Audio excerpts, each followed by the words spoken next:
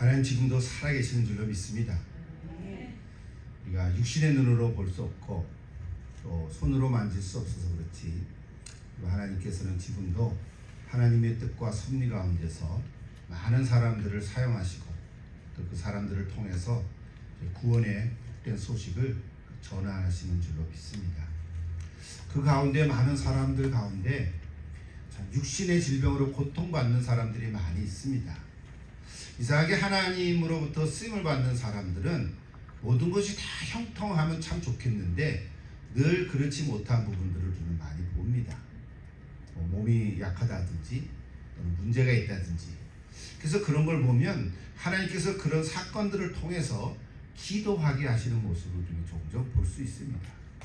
오늘 우리 가운데도 또 참 육신의 질병으로 고통받는 분들이 여러분 계시고 또 여러 가지로 어려운 가운데 처해 있는 분들도 계심을 볼 때 참 그 자체가 참 없으면 좋겠는데, 우리가 하나님께 기도하는데 그럼에도 불구하고 그 부분들이 해결되지 않는 경우들이 많은데, 그건 하나님이 나를 사랑하지 않아서가 아니고 하나님의 능력이 없어서가 아니라 그것을 통해서 하나님의 뜻을 이루어 가시는 줄로 믿습니다. 오늘 저와 여러분이 그런 것에 눈을 뜰 수 있기를 바라고, 그걸 통해서 더 성숙한 신앙인이 되고 또 개인적으로는 더 깊은 기도의 자리에 들어갈 수 있으면 참 좋겠다, 이런 생각을 합니다. 그래서 여러분도 힘들고 어려운 분이 계시더라도 낙심하지 마시고 여전히 하나님 살아계시고 나를 사랑하시고 나와 함께 하신다. 우리 아까 찬양도 했는데 나를 지켜주신다. 그 메시지를 마음속에 다시 한번 가득 채우시고 힘있게 앞으로 나아갈 수 있기를 기도드립니다. 우리 지난 6월 한 달 동안 계속해서 사도 바울의 선교 여행에 대한 주제로 말씀을 전하고 있습니다. 이거 한 주에 한 선교 여행씩 하다 보니까 빠지는 게 너무 많죠.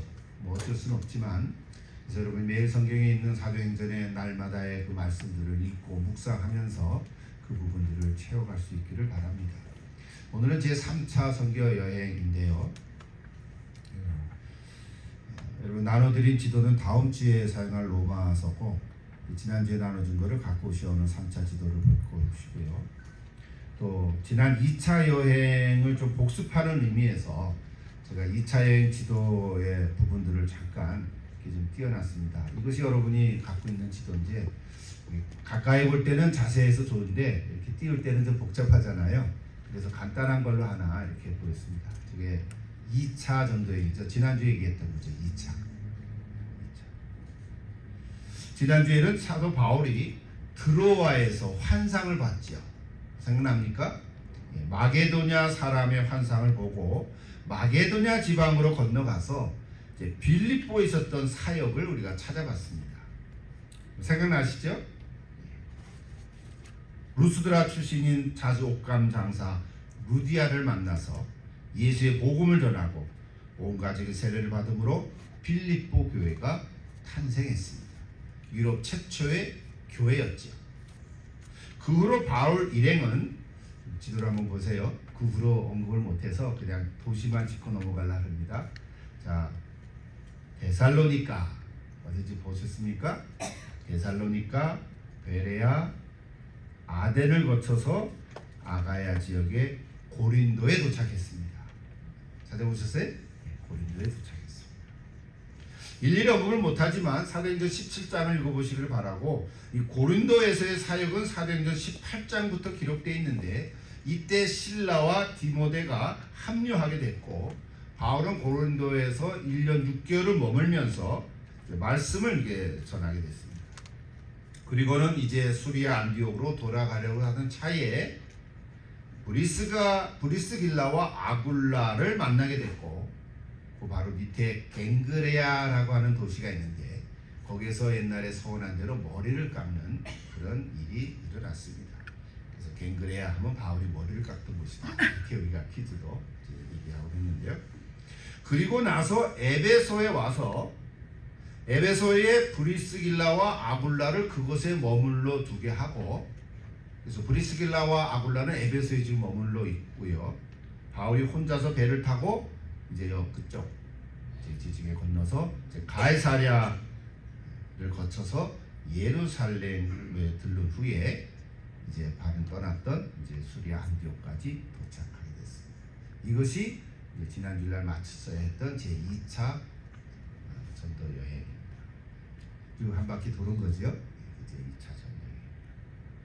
자, 오늘은 이제 3차인데요. 2차 전도여행은 50년부터 52년까지 3년 동안 했다면, 자, 이제 3차 전도여행은 53년부터 57년까지 한 4년 정도 걸렸다고 얘기합니다. 자, 오늘 우리 사도행전 18장 3절을 보면, 23절을 보시면, 얼마 있다가 떠나 갈라디아와 부르기아 땅을 차례로 다니며 모든 제자를 굳건하게 하니라. 이게 이제 3차 여행의 시작인데요. 3차 여행을 시작하면서 1차와 2차를 다녔던 그런 지역들, 지도를 다시 한번 보시면 1차, 2차 한번 들어봤으니까 알죠. 안디옥에서부터 쭉 건너가서 더베, 루스드라, 이고니온, 그리고 비시디 안디옥까지. 이거는 1차도 가고 2차도 가고 3차도 간 지역들이죠. 그래서 그 지역에 있는 제자들을 이렇게 위로하고 또 격려하면서 믿음에 굳게 서라고 그런 말씀들을 한 거죠. 그리고 나서 바울이 에베소에 도착을 하게 됐죠. 자, 오늘은 에베소에서 일어난 일을 얘기하려고 하니까 우리 에베소를 한번 잘 찾아보십시오. 지도에서 찾아도 좋고 여러분 갖고 있는 지도 PPT에도 보십시오. 에베소. 자, 이게 3차 전도 여행 지도의 간단한 지도죠. 자, 에베소가 어디 있는지 알겠죠? 그 중간쯤에 있습니다. 에베소. 자, 누가는 사도 바울이 에베소에서 일어난 사역에 대해서 사도행전 19장 전체를 할애하고 있습니다. 19장 전체가 에베소에서 일어난 일들을 계속 기록하고 있어요. 예를 들면 두란노 서원을 세워가지고 두란노서에서 날마다 하나님의 말씀을 강론하게 됐고요. 또 희한한 치유 사건도 많이 일어났어요. 바울이 썼던 손수건이나 앞치마를 누가 가져가가지고 그거를 병자에게 덮으면 병이 난 거예요. 세상에, 아, 나도 그런 손수건 있으면 참 좋겠네 하는 생각까지 들어요. 그러니까 하나님께서 그런 바울을 통해서 희한한 치유 사역도 일어났는데, 심지어는 악귀가 떠나가고요. 여기 유대의 한 제사장인 스게와라고 하는 제사장의 7 아들이 있는데, 그런 모습을 보고 7 아들도 이제 귀신 들린 자를 내쫓으려고 귀신아 나가라 그랬더니, 성경에 보면 19장 15절에 보면 뭐라고 하냐면 이렇게 말해요. 내가 예수도 알고 바울도 알거니와 너는 누구냐? 그래가지고 그 악귀가 스와게의 아들을 그냥 덮쳐가지고 오히려 악귀를 쫓아내기는커녕 지네들이 이렇게 당한 모습을 기록하고 있습니다. 참 그렇게 19장 전체가 바울이 에베소에서 일어난 일들을 쭉 얘기하고 있습니다. 오늘 다 언급을 못하기 때문에 여러분이 꼭 19장을 읽어보셨겠지만 또 다시 한번 읽어보시기를 부탁드립니다. 자, 오늘 3차 여행을 또 다시 보면 지도를 또 보십시오. 3차 여행의 지도입니다. 조금 간단한 걸로 또 제가 띄워봤는데요. 자, 이제 드로아에서 나옵니다. 몇 가지만 소개를 하면 어떤 행사 있는 거, 사역들이 있는 거. 드로아에서 와서는 전에 얘기했지만 밤에 강연을 하니까 말씀을 전하니까 3층에 있다가 졸다가 떨어져서 죽은 유드고 그 사람을 바울이 또 살려냈고요. 그 다음에 좀 이렇게 이쪽으로 쭉 가서 밀레도를 한 바퀴 빙 돈 다음에 밀레도라고 하는 곳에 가서는 에베소 교회 장로를 불러가지고 권면하고 정말 마지막 고별 설교를 합니다. 이게 바울의 고별 설교예요. 에베소 장로들과 이제는 더 이상 만날 수가 없다. 그러다가 그냥 이렇게 막 마음이 이렇게 찡해가지고 서로 부둥켜 안고 울고 그런 장면들이 있었고요. 두로에 갔는데 두로에서는 이제 제자들이 나도 이제 로마로 갈랜다. 그러니까 두로에 와서는 제자들이 바울 보고 예루살렘으로 가지 말라고, 예루살렘에 가면 잡힐 거라고. 그러니까 두로에 있는 제자들이 예루살렘으로 가지 말라고 했던 것이 바로 두로에서 일어난 일입니다. 그리고 가이사랴까지 왔는데 가이사랴는 이제 여기 조금 이제 이쪽에 해변가로 왔죠. 가이사랴에 왔는데 거기에 빌립 지사를 만났고 또 빌립 지사의 딸이 4명 있는데 예언하는 딸들이 있어요. 선지자들이죠. 또 아가보라고 하는 선지자를 만났는데 아가보도 바울에게 예루살렘으로 가지 말라고 또 이런 말씀을 전했습니다. 그럼에도 불구하고 바울이 성경에 보면 그런 많은 제자들과 선지자들의 이야기를 들음에도 불구하고 예루살렘으로 들어갑니다. 그래서 예루살렘으로 들어가서 그 사건은 또 많이 나오지만 예루살렘에 들어가서 유대인들에 의해서 잡히고 그다음에 이제 로마 군대 천부장에게 이제 끌려가서 그 장면들이 이제 20장, 21장에 쭉 계속해서 나옵니다. 그리고 바울이 예루살렘에서 그 다음에 로마로 가는 여정은 안디옥에서 떠나간 것이 아니라 예루살렘에서 출발한 것입니다. 그러니까 그냥 간 게 아니고 무슨 모습이요? 죄인의 모습, 죄수의 모습으로 예루살렘에서 떠나서 이제 로마까지 가는 것이 마지막 이제 로마의 여행. 다음 주에 말씀할 얘기인데요. 그래서 사도행전 21장부터 마지막 28장까지 그래서 그걸 한 번 해야 될지 두 번 해야 될지 지금 기도 중에 있는데요. 여러분 21장부터 28장까지 한번 읽어오시면 이제 3차 아니 로마로 가는 여정은 좀 더 쉽게 이해가 될 줄 믿습니다. 자, 다시 오늘 본문으로 돌아오십니다. 자, 여기까지가 서론 얘기를 쭉 한 거죠, 전체적으로. 자, 우리 다시 3차 전쟁으로 가서 18장 24절 우리 아까 읽었는데요. 같이 한번 다시 읽어보십시다. 알렉산드리아에서 난 아볼로라 하는 유대인이 에베소에 이르니 이 사람은 언변이 좋고 성경에 능통한 자라 그랬어요. 자, 이 디아스포라 유대인이죠. 아볼로라는 인물을 오늘 좀 잠깐 설명하려고 하는데요. 아볼로라는 인물을 통해서 우리가 받는 은혜가 많은데 먼저 알렉산드리아가 어딘지 한번 찾아보십시오. 자, 알렉산드리아가 어디 있나요?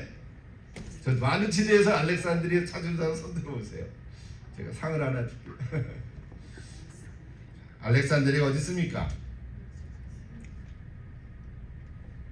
이집트. 예, 오케이. 이집트 저 빨간 아래쪽에 있잖아요. 빨간 아래쪽에 이집트 북부에 있는 일종의 지중해 연안의 항구 도시입니다. 표시가 됐습니까? 파란 불빛으로 찾으셨어요? 예, 알렉산드리아. 여기 알렉산드리아입니다. 여러분 알렉산드리아 뭐 참고로 조금 도움을 되기 위해서 알렉산드리아는 주전 4세기경에 알렉산더라는 대왕, 알렉산드리아 대왕이 자신의 이름을 가지고 도시 이름을 이렇게 쓰게 한 거예요. 그래서 이집트의 제일 수도가 카이로인데 카이로 다음으로 제일 큰 도시가 바로 알렉산드리아입니다. 현재도 이집트의 알렉산드리아는 천연가스와 송유관이 지나는 중요한 산업 도시라고 합니다. 자, 거기에 고대 세계 7대 불가사의 가운데 하나인 알렉산드리아의 등대가 있는데 혹은 파로스의 등대라고도 불리는데 어쨌든 그것보다도요 고대 세계에서 가장 큰 도서관이 바로 알렉산드리아 도서관이래요. 알렉산드리아 도서관. 그 도서관에 그때 당시에 50만 권에서 70만 권의 책이 있었잖아요. 별로 놀라지도 않으시네요. 그때 당시 50만 권이라는 게 여러분 생각해 보세요. 이런 책이 아니잖아요. 이거 종이가 그때 발명되기 전이잖아요. 파피루스라든지 또는 어떤 양피지라든지 그런 거에 두루마리로 만들어서 쓴 책들이 있어요. 저게 저건 이제 그림 같아요. 현실이 책이 아니고 저렇게 두루마리 저런 게 50만 권이나 된다는 거예요. 여러분 5만 권 책이 있습니까? 저는 한 3천 권밖에 없는데 그나마 50만 권이지. 사실 그래봐야 미국 국회 도서관에 비하면 세 발의 피라 그러더라고요. 자, 시간이 없으니까 저게 2002년에 이집트에서 다시 새로 지은 도서관입니다. 멋있게 됐죠? 이집트에 가보시면 꼭 도서관을 방문해 보십시오. 저게 도서관 내부입니다. 멋있게 생겼어요. 이집트 나라의 알렉산드리아 도서관 현재의 모습. 대단하죠? 그래서 다 보여줬네. 그래서 이 알렉산드리아라는 것이 사실 학문의 도시예요. 근데 종교 도시이기도 해요. 유대인의 회당만 수백 개가 있고요. 또 알렉산드리아 학파를 형성할 만큼 교회사적으로 유명한 그런 학자들이 많이 배출됐어요. 자, 이런 이야기를 제가 하는 이유는 오늘 아볼로를 좀 소개하려고 하는 얘기였어요. 아볼로가 그 알렉산드리아 출신이었으니까. 요즘으로 얘기하면 계획된 신도시였습니다. 그만큼 알렉산드리아는 다인종이 많이 몰려서 살았고요. 그때 당시 인구가 한 220만 명이라 그래요. 그 중에 유대인만 40만 명이, 한 5분의 1이 유대인이었던 거죠. 그러니까 아무리 유대 율법을 지킨 유대인이라도 그런 알렉산드리아 도시에 사는 유대인들은 마음이 개방적이 될 수밖에 없어요. 그렇죠? 개방적이고 신도시에 물들 수밖에 없고, 그러다 보니까 종교적 다원주의의 입장을 가질 수밖에 없다. 물론 마음은 얇아서 포용성을 갖고 있는 좋은 점도 있겠죠. 그러다 보니까 절대적인 하나님을 믿는 믿음이 약화된 건 사실이죠. 마치 오늘 우리 신도시와 비슷하죠. 우리 도시들과 비슷하죠. 오늘 시대도 다원주의고 종교 혼합주의 시대가 많으니까 상대주의잖아요. 마치 그런 거예요. 자, 이런 학문과 종교의 포용성을 가진 신도시 알렉산드리아 출신인 아볼로. 그래서는 성경은 아볼로는 학문이 깊고 언변도 뛰어나다고 그랬어요. 근데 오늘 25절을 다시 보세요. 그런데 다행히 성경에 능통한 자였다. 그런데 그 성경 구약 성경이겠죠. 그가 일찍이 주의 도를 배워서 열심으로 예수에 관한 것을 자세히 말하며 가르치나 요한의 세례만 할 따름이라 그랬어요. 아, 이런 것이 이제 좀 감이 잡죠, 그죠? 아볼로가 뛰어난 학자고 학문이 깊고 정말 종교도 열심이고 성경, 즉 구약 성경도 능통한 것인지는 몰라도 뭘까요? 요한의 세례까지만 알고 있었던 사실. 그래서 이때 한 부부가 나타납니다. 26절에 그가 회당에서 담대히 말하기를 시작하거늘 브리스길라와 아굴라가 듣고 데려다가 하나님의 도를 더 정확하게 풀어 이르더라 그랬어요. 자, 아볼로는 뛰어난 학자고 학문이 깊고 성경에 능통한 유대인이었는데 브리스길라와 아굴라가 그 아볼로를 데려다가 하나님의 도를 더 정확하게 가르쳐줬다. 이게 뭘까요? 저것이 오늘 핵심 내용이에요. 그리고 브리스길라와 아굴라는 브리스길라가 아내고 아굴라가 남편입니다. 그 얘기 나중에 또 해야 되겠죠. 브리스길라가 아굴라 아내가 먼저 나온 거죠. 저 아굴라는 근데 본도 출신이에요. 본도. 지도가 지나갔죠. 그리고 본도 지도를 보세요. 본도는 저 지난번에 봤던 저 부르기아 저 북쪽에 있는 거죠. 거기에 본도 출신. 흑해 연안 지역이죠. 비두니아 옆에 있다고 했어요. 자, 근데 본도는 소아시아의 작은 독립국가였는데 그때 당시 이제 로마의 속국이 됐죠. 오늘날 터키 지역이에요. 반면에 아내는요, 브리스길라라는데 로마식으로는 브리스가 이렇게 불러요. 근데 브리스가는 로마 귀족 출신의 여인이었어요. 그러니까 귀족 출신의 여인, 가문의 그 귀족 가문의 여인이었는데 이 아굴라를 만나서 결혼을 했죠.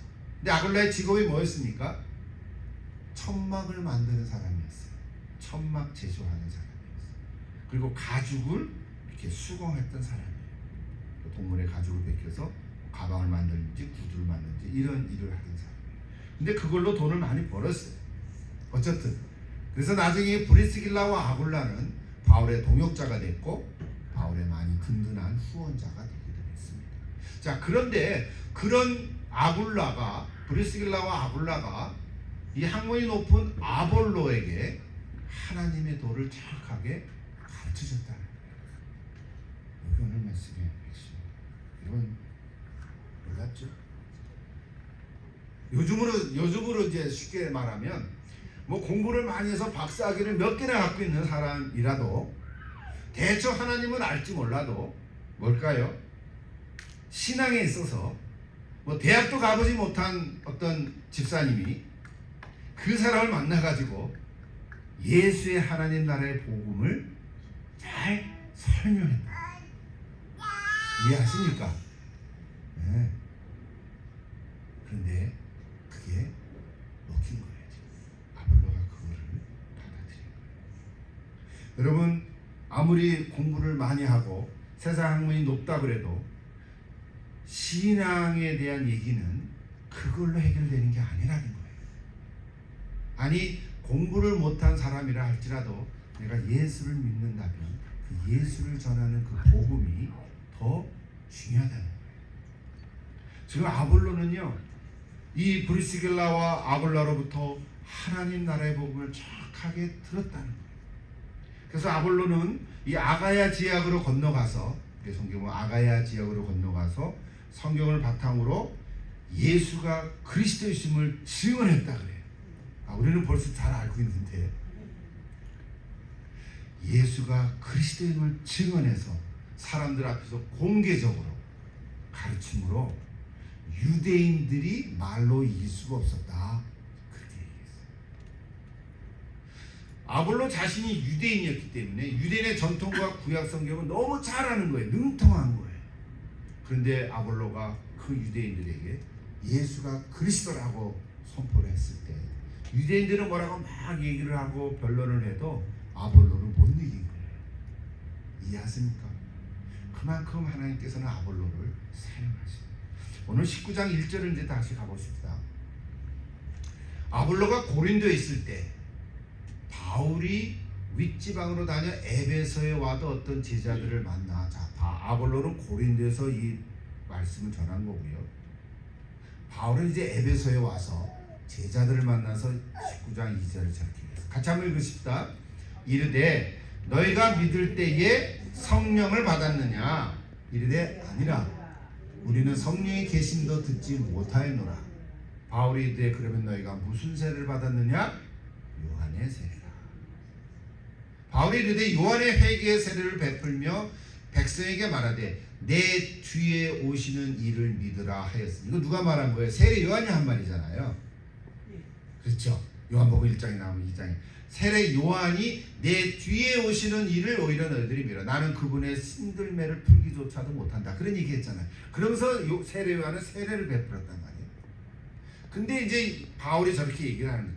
너희들이 세례 요한의 세례만 받았다면 세례 요한이 하는 말을 여러분이 알 텐데, 내 뒤에 오시는 이 그분이 바로 누구냐? 너희들이 십자가에서 죽인 예수, 바로 그분이라는 거예요. 그러면서 주 예수의 이름으로 세례를 베풀었죠. 그리고 안수했더니 성령이 임하는 역사가 일어나는 거죠. 여러분, 짧은 몇 절 안 되는 우리 요한 사도행전 19장의 이야기지만 오늘 저 얘기는요, 오늘 우리 시대, 오늘 저와 여러분, 우리 주변에 있는 사람들에게 적용해 보면 너무 정확하게 맞는 거예요. 어떤 사람은 세상에 학문이 높고 세상 지식이 많고 정말 인생 살아가는데 너무 빠삭한 노하우가 너무 잘 많아요. 그런데 신앙 얘기만 해보면 마치 어린아이와 같아요. 국민학교도 못 다닌 것 같이 뭐가 뭔지 모르는 거예요. 하나님도 잘 모르고 예수도 들어는 봤는데 잘 모르고 왜 예수가 십자가에서 죽었는지, 왜 예수가 나와 관계가 있는지 모르는 사람이 너무너무 많은 거예요.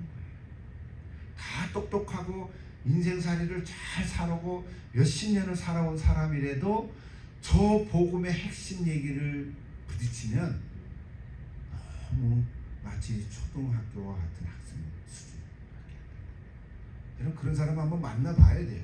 여러분, 그런 사람을 만나야 내가 그동안 몇십 년 신앙생활을 하면서 매주 설교 말씀 읽고 맨날 그 얘기 같은데 이 얘기가 진짜 파워가 있는 얘기구나. 이 얘기가 진짜 중요한 얘기구나. 내가 저 사람보다 다 못한데 이거 하나 내가 뛰어난 거구나. 그걸 여러분들이 발견하게 됩니다. 여기 지금 오늘 아볼로하고 브리스길라와 아굴라를 생각해 보면 그렇다는 거예요. 오늘 전하고자 하는 핵심적인 주제가 뭡니까?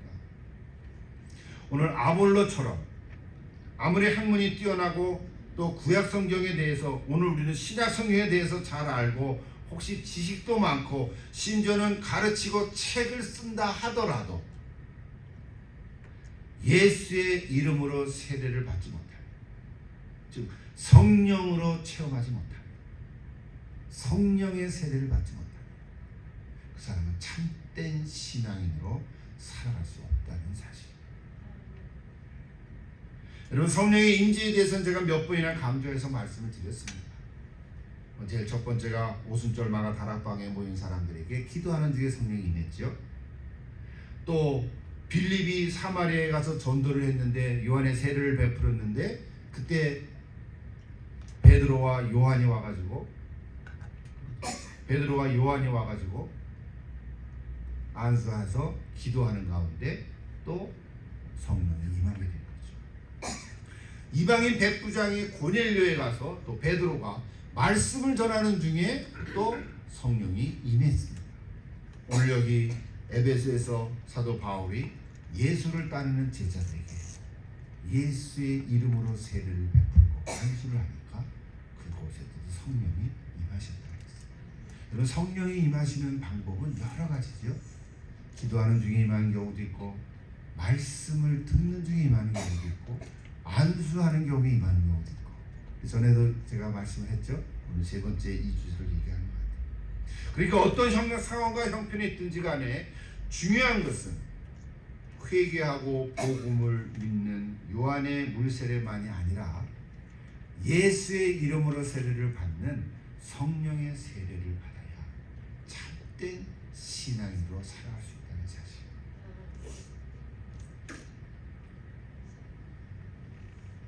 여기서 오늘 우리는 중요한 한 가지 메시지를 우리는 얻습니다.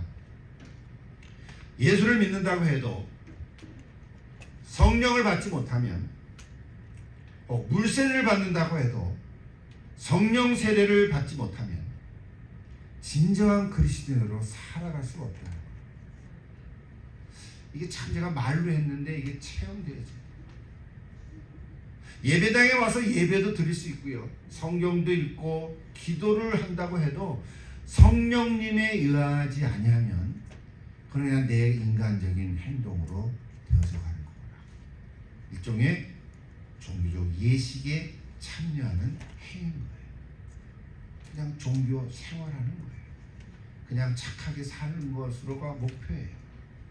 왜? 예수 믿는 사람들도 착하지 못하고 악한 자들이 있다 보니까 내가는 저 정도는 안 되지 하는 것을 기준으로 삼고 윤리도덕으로 살아가는 사람이 참 많습니다. 예수 믿는다는 사람들 가운데. 우리는 그런 게 아닌 거예요. 우리는 윤리도덕으로 살아가는 것은 아닌 거죠. 그래서요, 물론 우리 신앙생활 어느 정도의 지식이 필요는 하지만 성령에 의한 체험이 없으면 이걸 뭐라고 얘기할 수가 없는데 두 가지를 얘기할 수 있어요. 책을 보니까 지적 신앙, 체험 신앙 이렇게 표현하는 경우도 있더라고요. 이해는 되시죠? 지식만 많은 신앙, 머리만 큰 신앙, 체험 신앙이 필요해요. 또 제 말로 하면 동의하는 거예요. 그렇다라고 인정은 해요. 동의는 하는데 받아들이지 못하는, 믿음은 없는 거예요. 동의만 하고 믿지 않는 거예요. 동의가 믿음은 아니거든요. 동의는 하는데 믿음이 없는. 여러분, 지식신앙, 체험신앙, 머리로만 하는 지식신앙은 참된 신앙인이 아니에요. 그걸 뭐라 그러냐면 명목상의 그리스도인 이렇게 얘기합니다. 명목상, 그런 말 들어보셨어요?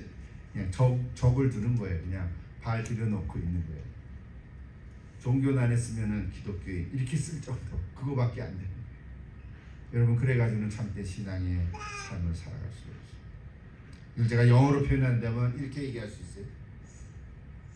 I know Jesus.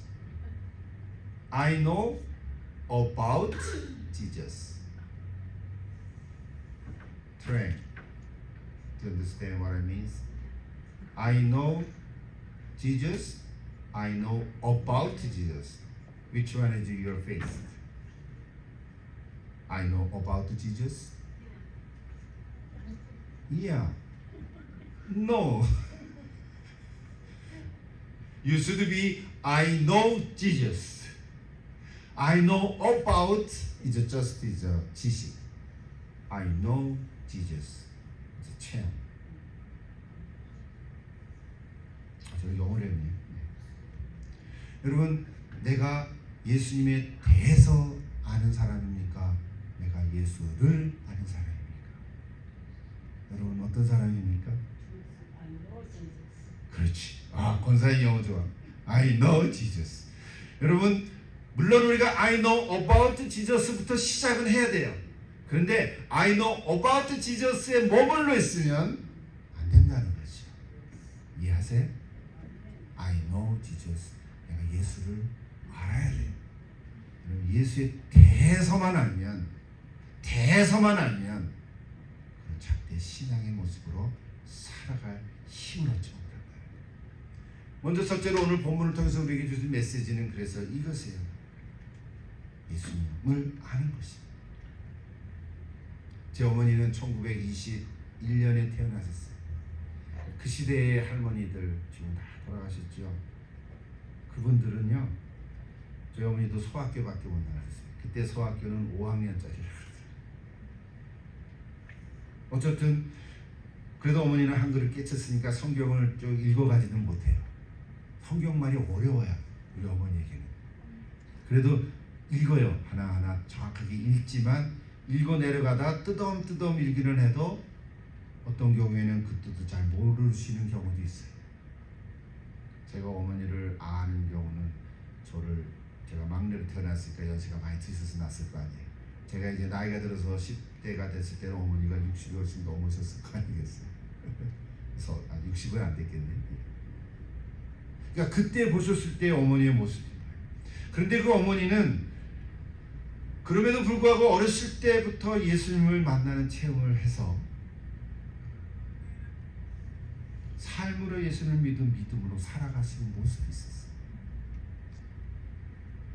그 모습을 볼 때 저는 신학 공부만 10년 이상을 한 자이지만 어머니의 신앙을 존중하고 어머님을 존경합니다.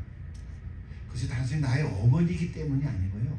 어머니이기 때문이 아니고 정말로 예수님을 알고 예수님의 중심으로 살아가시려고 하는 그 어머니의 고백과 삶이 있기 때문에 어머니를 존중하는 거죠. 여러분도 그러실 거예요.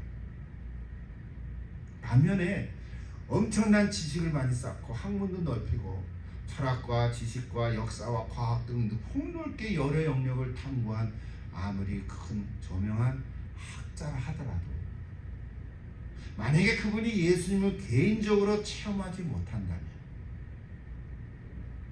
그분이 훌륭한 학자는 됐을지 몰라요. 소문에 탁월한 어떤 교수는 됐을 수 있을지 몰라도 예수님을 고백한 체험이 없다면 그분은 참된 신앙을 가진 그리스도인이라고 말할 수가 없을 것입니다. 저도 철학을 공부했지만 제 철학 교수님이 제가 영락교회 다닐 때 영락교회 집사님이셨어요. 그 영락교회 하면 제가 전도사고 그 철학 교수는 집사님이었어요. 물론 제가 졸업한 이후에 이렇게 됐죠. 아볼로라는 인물을 통하여 우리가 분명히 메시지를 들었습니다. 그러나 우리가 아볼로처럼 학문이 깊고 성경에 능통한 자가 되지는 못할지 몰라요. 그러나 오늘 우리는 브리스길라와 아굴라와 같은 사람들은 될 수 있을 거예요. 아굴라와 브리스길라가 없었다면 아볼로도 없었을 것입니다. 놀랍게도 아볼로는 그들의 가르침을 거부하지 않고 겸손하게 받아들임으로 후에 더욱 열정적인 탁월한 전도자가 되었고요. 강력한 복음의 변증가가 되었습니다. 우리가 혹시 복음을 전하는 대상이 누구이든지 간에 그럼 여러분 주눅들 필요가 전혀 없습니다. 여러분 주눅들지 마십시오. 내가 예수님은 그리스도인이라면 누구를 만나도 기회가 될 때 예수의 복음을 담대히 전할 수 있습니다. 그 사람이 지식이 많든 지위가 높든 권력이 있든 뭐 돈이 많든 상관없이 예수님이 전하신 하나님 나라의 복음을 담대하게 전하십시오. 여러분 그럴 수 있습니다. 여러분 그럴 수 있습니다. 충분히 여러분 그렇게 하실 수 있습니다. 여러분 예수님의 십자가와 부활의 도를 전하실 수 있지 않습니까? 한 말씀 하실 수 있습니다. 여러분 그렇게 한다면 여러분은 복받은 사람인 줄 믿습니다. 여러분을 축복합니다. 나중에 바울이요 고린도 교회 보낸 편지에서 아볼로를 이렇게 소개합니다. 고린도서 3장 5절 여러분 한번 같이 펴보십시오. 다 찾으셨나요?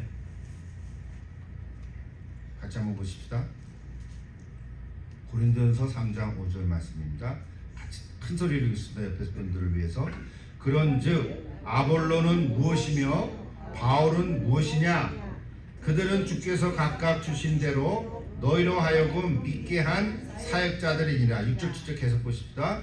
나는 심었고 아볼로는 물을 주었으되 오직 하나님께서 자라나게 하셨나니 그런즉 심는 이나 물 주는 이는 아무것도 아니로되 오직 자라게 하시는 이는 하나님뿐이니라. 아멘.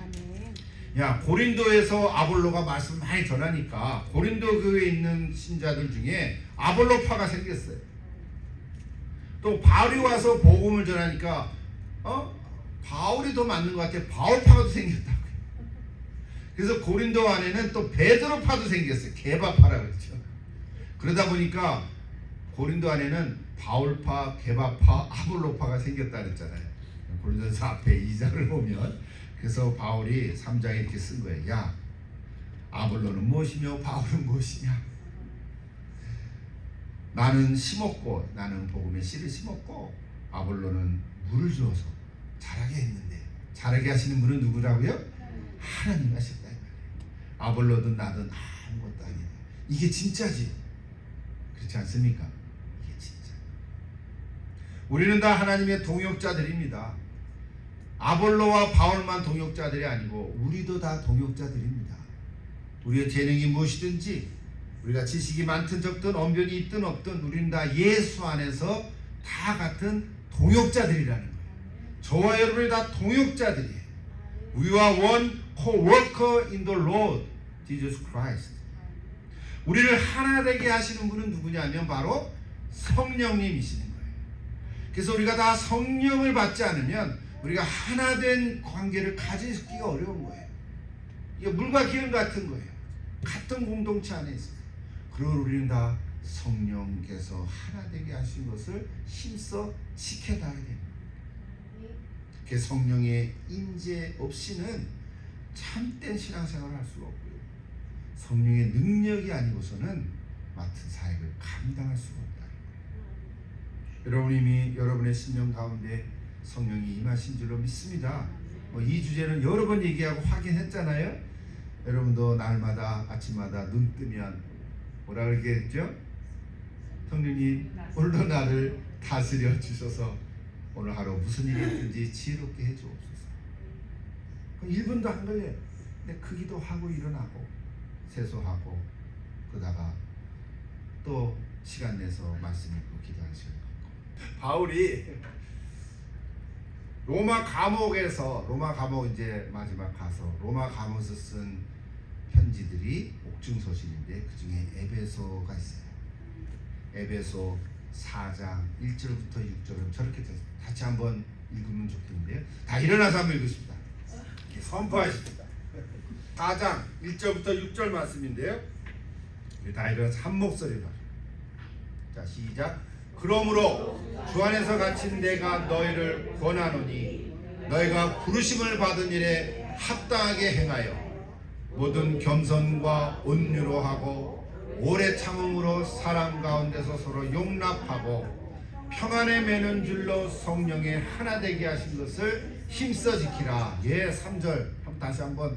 평안에 매는 줄로 성령의 하나 되게 하신 것을 힘써 지키라. 몸이 하나요 성령도 한 분이시니 이와 같이 너희가 부르심의 한 소망 안에서 부르심을 받았느니라.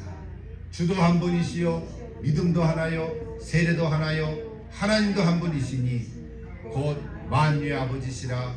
만유 위에 계시고 만유를 통일하시고 만유 가운데 계시도다. 아멘.